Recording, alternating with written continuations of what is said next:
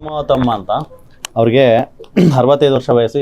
2025 ಜುಲೈನಲ್ಲಿ ಬಂದಿದ್ದರು. ಸಿವಿಯರ್ ಮಂಡಿ ನೋವಿದೆ ಅಂತ. ಇವಾಗ ಅವ್ರಿಗೆ ಒಂದು 60-70% ಕಡಿಮೆ ಆಗಿದೆ.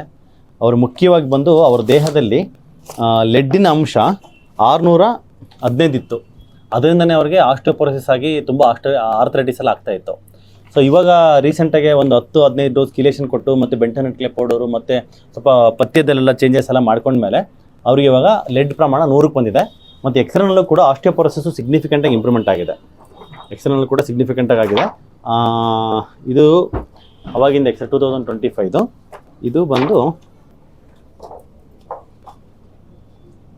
ಇದು ಇವಾಗಿಂದು. ಇದು ಲೆಫ್ಟು ನೋಡಿ. ಈ ಫೋಟೋ ನೋಡೋದಕ್ಕೂ ಎಷ್ಟು ಜಾಸ್ತಿ ಈ ಸ್ಟ್ರೀಕ್ಸ್ ಎಲ್ಲ ಇದೆ. ಇದೆಲ್ಲ ಆಸ್ಟಿಯೋಪೊರೋಟಿಕ್ ಸಿಂಪ್ಟಮ್ಸು. ಇದರಲ್ಲೂ ತುಂಬ ಚೆನ್ನಾಗಿ ಇಂಪ್ರೂವ್ಮೆಂಟ್ ಇದೆ. ಮತ್ತು ಜಾಯಿಂಟ್ ಸ್ಪೇಸ್ ಕೂಡ ಅವಾಗ ಆಲ್ಮೋಸ್ಟ್ ಬೋನ್ ಆನ್ ಬೋನ್ ಥರ ಇದೆ. ಇಲ್ಲಿ there is a mild improvement in the space. ಅದರಿಂದ ಅವ್ರಿಗೆ ಒಂದು 60-70% ನೋವು ಕಡಿಮೆ ಆಗಿದೆ. ಇನ್ನೂ ಸ್ವಲ್ಪ ಮಸಲ್ ಟೋನ್ ಇಂಪ್ರೂವ್ಮೆಂಟ್ ಆಗಬೇಕು.